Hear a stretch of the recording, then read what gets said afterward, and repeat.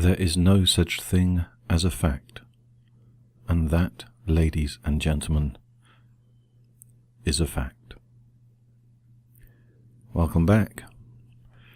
Today is the 26th of April, 2013, and I wanted to take some thoughts out of my head.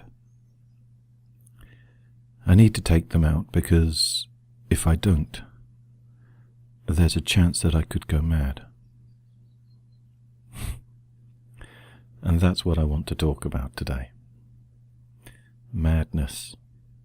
Are you mad?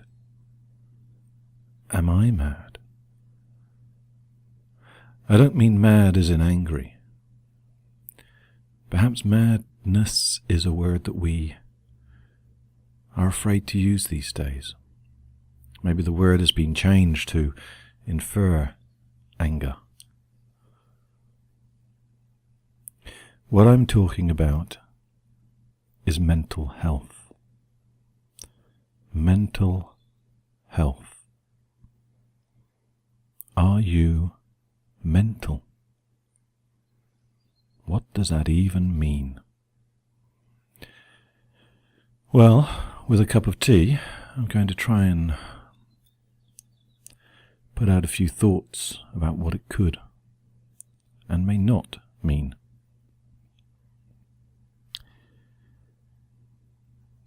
I've written a book some time ago, my first book, and I confess to it having quite a few grammatical errors, and it could be expanded, shall I say.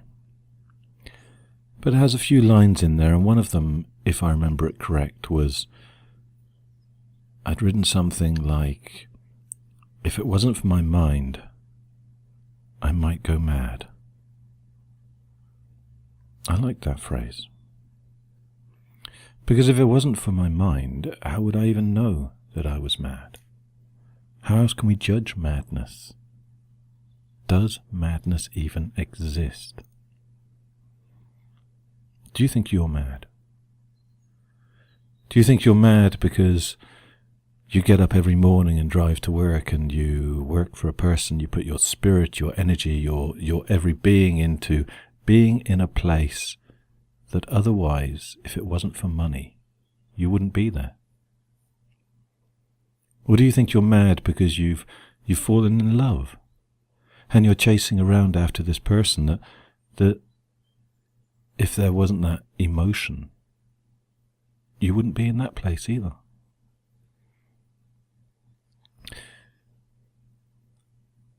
Madness and mental health, these are phrases that are used so much, but they're distorted and twisted like all the words that we have in our society now. Every word has more than one meaning, and every meaning has more than one profiteering.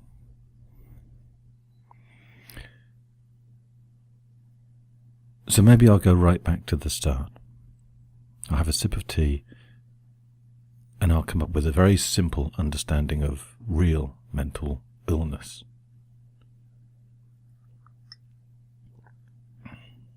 Oh, that's a good sip.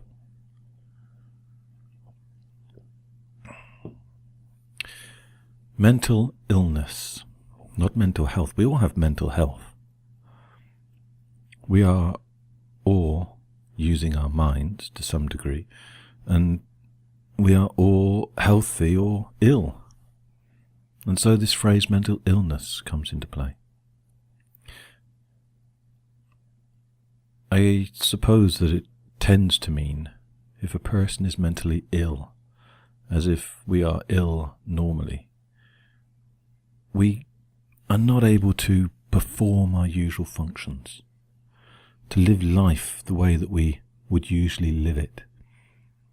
Which is ironic because most people live their life through existence. They go from one stage to the next stage, blind of their journey in between. Or at least, if they are aware of the journey in between, they sedate themselves to blinker themselves. So they don't have to see the periphery of their world. They can just move forward like a horse. A horse with a trap put on its back. A trap on the back of a horse. A trap. We are in a trap. And we move forward blindly. Blinkered. Self-blinkered. So if we are ill, we can still move forwards.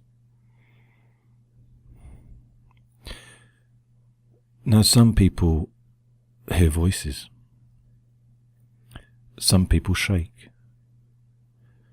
Some people are called priests when they do this and are worshipped by others.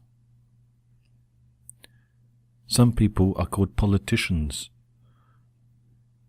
Some people who are both politicians and priests may be called prophets. Do we call these people mad? Do we call them mentally ill? As long as they can be seen fulfilling their role, then maybe we would call them gifted, or in the right place, or just a little different, a little eccentric. But if somebody has those conditions, those states of minds, those mindsets, if they had those and they can't perform their function, for whatever it is deemed that their function is, who decides that as well, then we say, oh look, the poor soul can't manage. They can't feed themselves. They can't get to work. They can't earn money to feed themselves. So we need to be careful upon deciding who is mentally ill. Now please understand, if somebody has a severe mental illness, they may cause self-harm to themselves. They may literally be lost within this world. They may starve, they may suffer. They may even do harm to others, and at these points, these people are, in my view, in need of deep help. Which is interesting because the notion of helping the mentally ill is actually quite a modern understanding. I mean, perhaps in the past they would have been called witches and burned at a stake. Or maybe they would have been locked into an institution, locked away from our society, away from our views. And our views, our mental views and our physical views. Just like children, they say, should be seen and not heard. These people, society wants to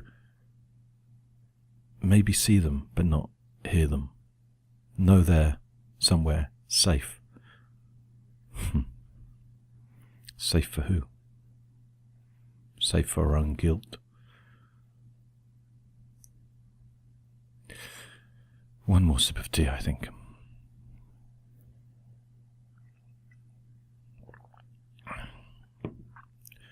This is a very big subject.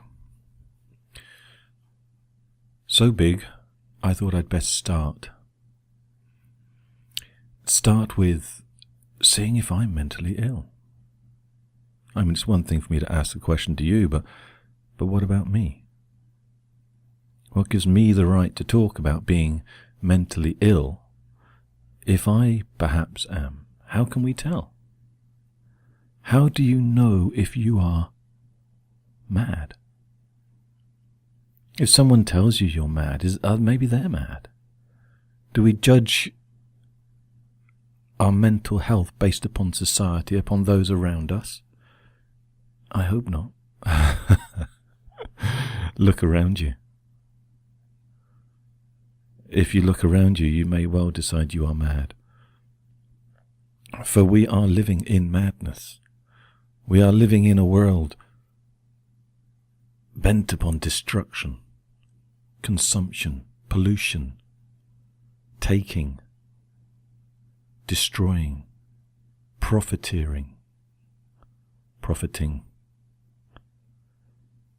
We're not living in a world of love. Of course, there's a trick there, because we are living in a world of love, but the mechanical forces of this world are not driven by love. So, I thought I'd take a test.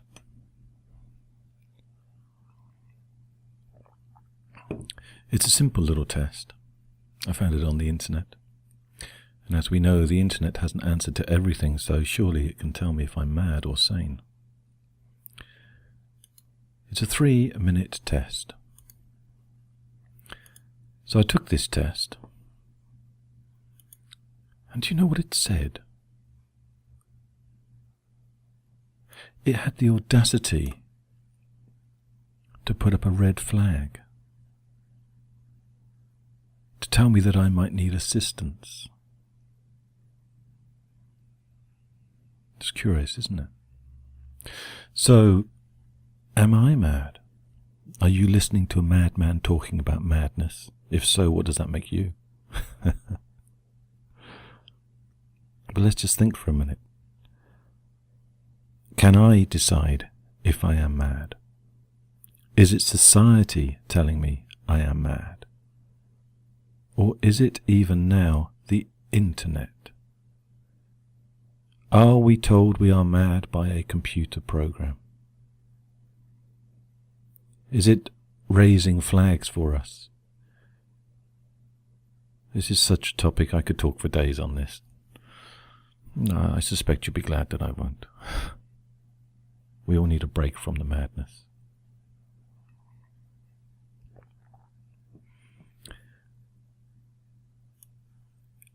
I think science and philosophy and understanding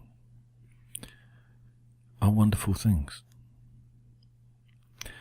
But the way in which those topics have been presented to us, laid out on a table, placed at seating positions, with the knives and forks of science and the plates and cutlery of philosophy arranged before us, so when we go in to eat and dine upon our thoughts, we have a formula. And that formula destroys our thought pattern, because we are no longer open to thought when we walk in there. We are constrained. We are forced to sit where our place name is. We have the opposing view opposite us, because the host placed people in certain positions. We are no longer free in our minds. You see, science, true science, I believe I have to pick up on that word. I see true science as being healthy, but it is manipulated like all things. And I don't want to drift too much here, because I can easily drift, as you know, as I ramble. Tea hopefully prevents me from drifting a little. To stay on my topic. But I've often said Newtonian science is the element, if you like. It's a little play on words. It's a joke for me. You have to spare me and give me a bit of patience there, please. Indulge me. Science is the element that allows us to create the notion of a fact, a hypothesis, a supposition, a theory, an idea based upon evidence that allows us to move forward and generate new ideas. It allows us to evolve ideas and concepts and just allows us to make sense of our world. And that's a magical thing. And for those who know me a bit, maybe you'll know I mean something when I say that's a magical thing. But the problem is we've taken those thoughts, those notions, those ideas, and we've turned them into facts. We believe in those facts when there is no fact there is only evidence for an idea based upon our perceptions, based upon our intentions, based upon us. And then we present these facts to other people and we say, look, you must believe in this. And we educate people to these facts. And because I'm drifting a little, I'll bring this back onto topic. These facts can tell us if we are mad.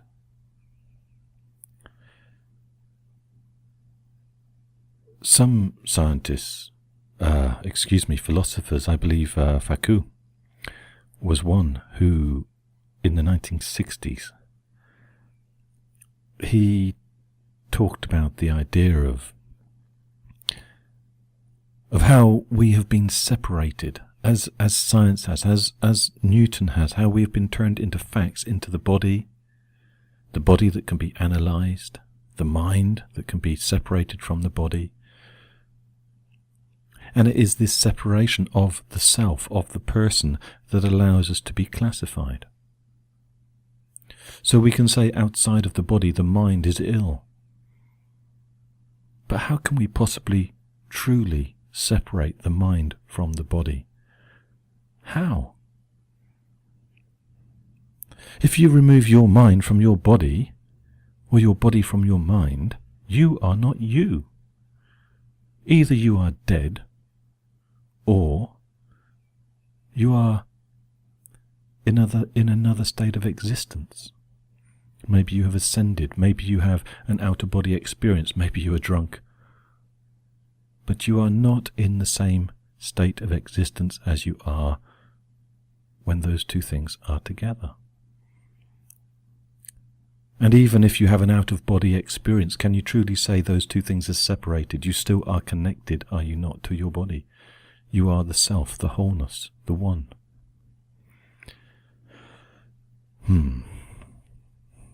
More tea. Excuse me while I sip away. I hope you've brought a drink with you this time. You should be used to me now rambling away, that there'll be moments when, cheers, we can share a drink now.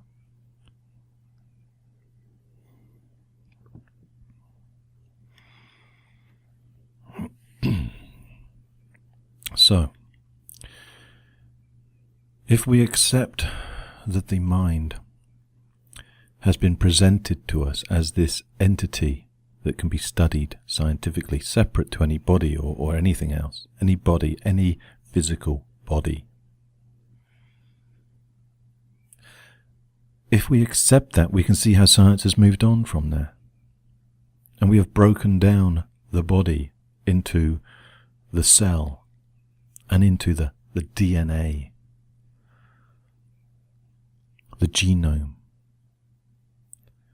And then we have objectified this object of the body so much that science suggests, and that is healthy, a suggestion.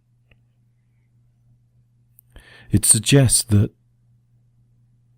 our minds, our state of being, is no more than a sequence of DNA codes. And science has even gone beyond this to suggest there are far more codes than the ones that the mainstream media like to surround us with. But it's coming down to the point where you can say if somebody is ill based upon their state of being. But now we are saying somebody is likely to be ill based upon their physical makeup. You are likely to suffer from depression or mental illness because of your genome sequence.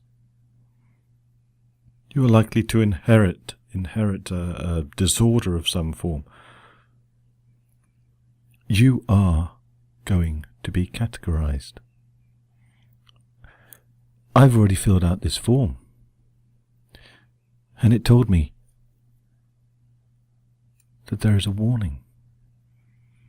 Before I filled out that form, before I was analysed, there was not a warning, there was a question.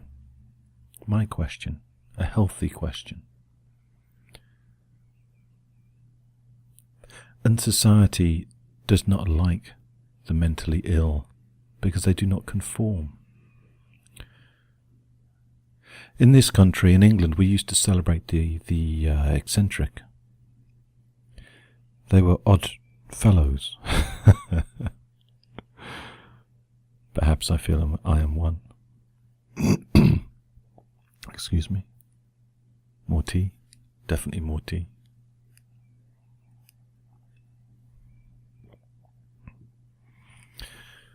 Well, the eccentric is somebody who, for me,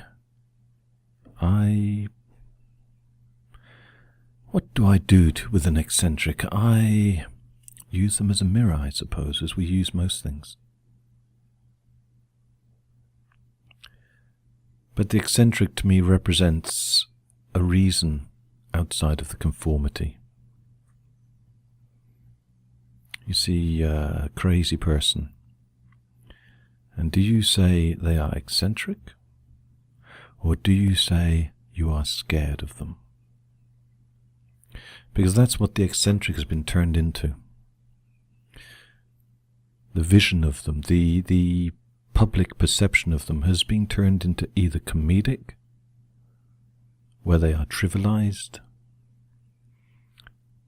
or where they have been linked to the danger that surrounds us, the dangerous world, the one that we must be protected from. Madness for me is such an important topic because it is about us and our fear of us, our fear of accepting who we are.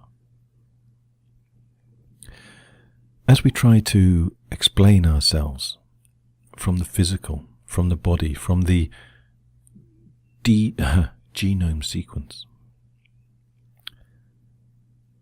it's curious to me that really what we're doing is reversing what's been said before. I mean, in science, in biology, we are separating. We are saying that the mental is controlled by the physical, that really there is no difference, that the physical is God in the scientific world, that these sequences dictate who we are. Well, that's a lie.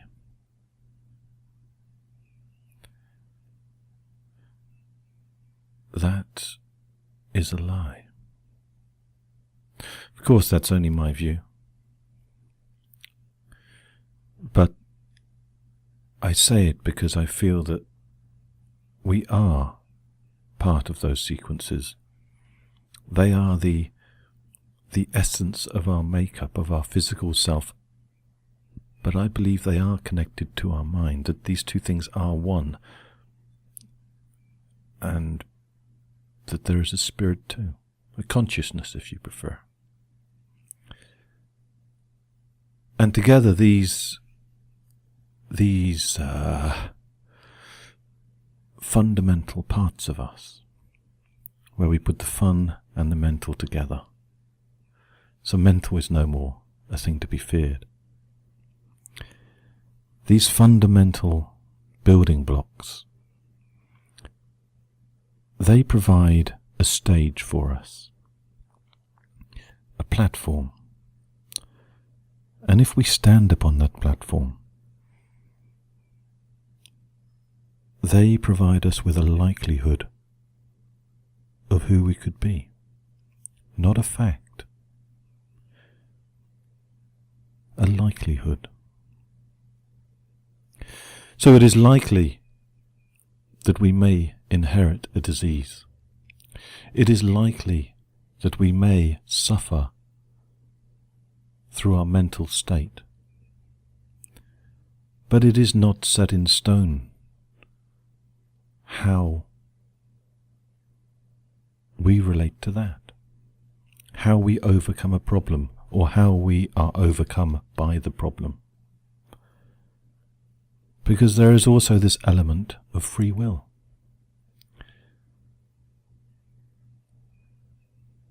As you wake up in the morning and you go through your day, and your routine is presented to you second by second, moment by moment, you have the opportunity to press pause, to stop, at any moment. Now you might fear what will happen if you do that. Maybe you won't get to pick the children up from school. Maybe you won't get to finish the meal you're preparing. Maybe your boss will sack you if you don't do that piece of work. Maybe. Maybe none of those things would happen. Not the way you think. Because you can press pause and you can stop at any time.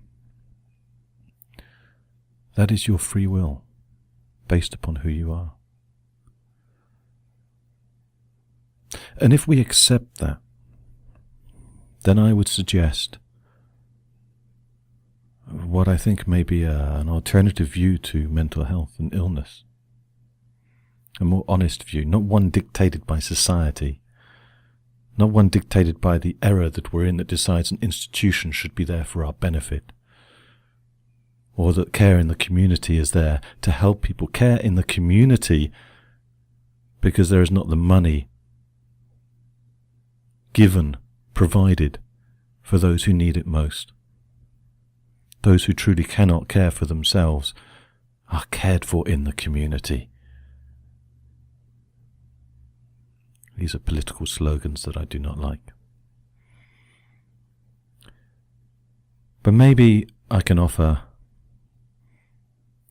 another explanation, another definition, if you will. I like to redefine words. Oh, I love to redefine words. Just words. I feel a little bit rambly and a bit preachy today. I don't mean to do that. It's a bit earlier in the day, and I think I'm also thinking of other states of mind that I need to be in. So let me have my sip of tea and see if I can redefine this madness.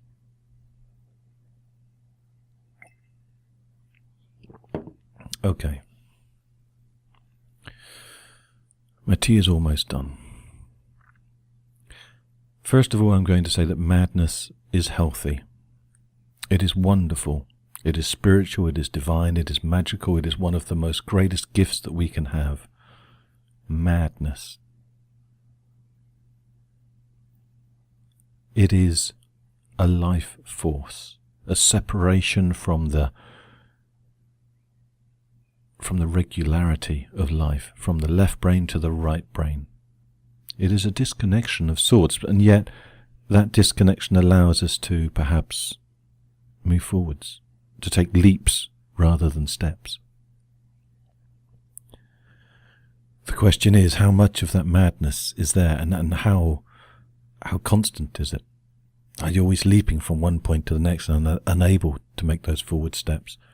Or is it something you can control, bring forth at time and be creative with, be artistic with and express?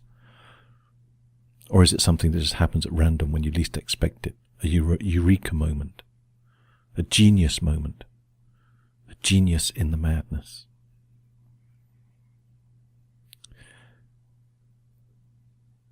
I think that madness is a disconnection, but not in an unhealthy, scientific, disconnected way. Rather, it is a freeing of constraints. It is like walking into that room where the table is laid out to eat, and the food are the thoughts you are presented with, and instead of sitting in the formal way that you are presented, you're free to sit where you want. You can sit on the table if you want, sit on the floor, take the food, pick the pieces of food that you want, chat to who you like. There are no constraints to where you can sit and how you can talk. And yet that structure is still there. You can return to it. You can relate to it. You can take your thoughts and connect to it. Perhaps madness is the essence of free will. To be able to press the stop button of your life, to press the pause button even. To take a moment just to stop and consider a different path. Maybe you won't finish making that meal, but you will eat later. Maybe you won't finish that piece of work that you're doing right now, that you need to do in order to earn that money to pay for your life. But if you do stop, well, maybe you'll get the sack. Maybe your boss won't like you. But you'll still be there tomorrow. You'll still be waking up, still with a path. Maybe you'll be more on your path. And if you don't pick your children up from school and you fear about their safety, maybe somebody else will pick them up. Maybe a friend. Maybe somebody who cares for you. Maybe you could do both. Maybe you could call that friend and ask them to pick up your children. You don't have to have the fear with the madness.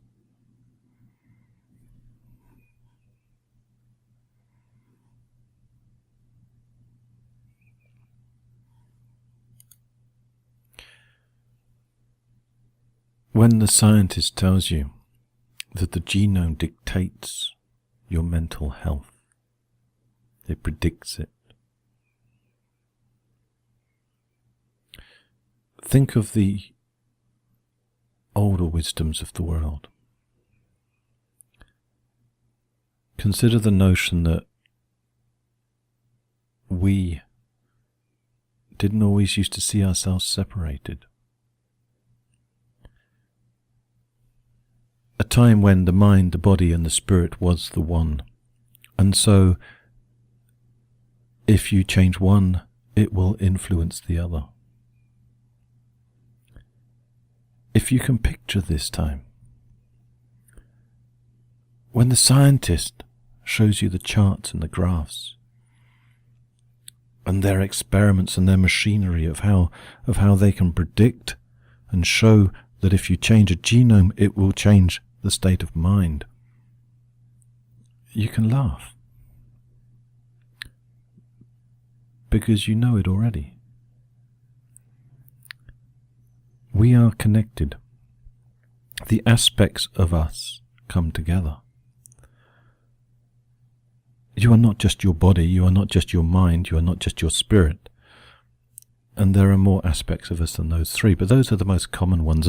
And it is so clear, if you change your body, if you become ill, if your body becomes ill, your mind will become ill too, is likely to suffer too. And if you become mentally down, depressed, your body will suffer too. But if you take yourself out into the sun and you walk, you will instinctively feel warmed, and not just from the heat. Your body will be warmed from the heat, your mind will feel alive, even through depression. So I suspect the real definition of madness is to lose that connection.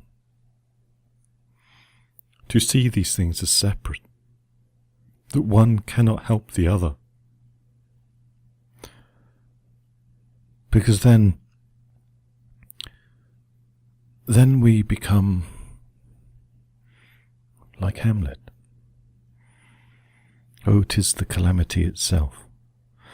We become scared of our shadows. We will fear every corner.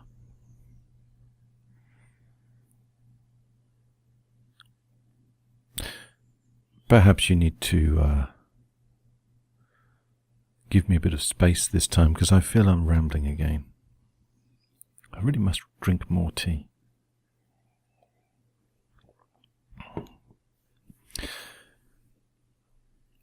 What I'm trying to say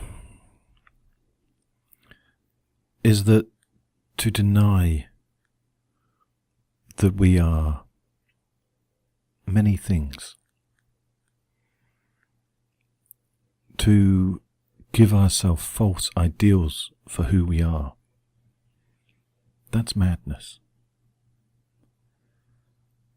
You are not the label on your badge. You are not the name that you are born with, that you are given. You are you. You are so many things. You are the person who will hold someone tenderly by the hand one day, or kiss them gently upon their lips. You're your partner. You are the person who become angry and lose your temper. You are the person who may feel rage and desire to hurt another. You are the person who will laugh for no reason. And you are the person who will cry. And these things won't happen at the same time. Not in the same moment. But in every moment, all those things are there. You have the likelihood, the capacity, the ability for everything. To lose that understanding, to become the clinically dissected, objectified body, this mind, this mental state that can be classified, that is the madness. And sadly, that is the madness we are told to accept, to embrace. That is the madness of our society, the mental sickness and illness of our society. You see, already by breaking it down into a separate state, it can be redirected. And I can say that a society is mentally ill. It's an illness to think that way, or to see that way as a fact, because we are part of that society. We are connected to it. Perhaps this modern age, our computer, our internet, it exaggerates all these things. Now we can see facts and figures presented to us at any point, at any time. As they say, Google has the answer for everything. I don't think Google or any search engine has the answer to anything. It's like the old adage, knowing the price of everything and the value of nothing. The internet knows the price of everything. You type it in, it gives you a number. But to know the value, to separate yourself from the madness of the soup called the internet, to give it a value, you have to connect it and relate it to yourself. You are connected. And the value to one person is different to the other. So if you want to stay sane, whatever your mental health may be, whatever the internet may tell you through a 3-minute test, even if a country takes you and locks you in chains and puts you in a secure unit, if the doors are closed tight and you hear no voices and see no eyes, if you are separated from the outside world, you can remain sane by knowing that you are connected to yours, to the true world. Sanity is a state of connection. Madness is a state of disconnection.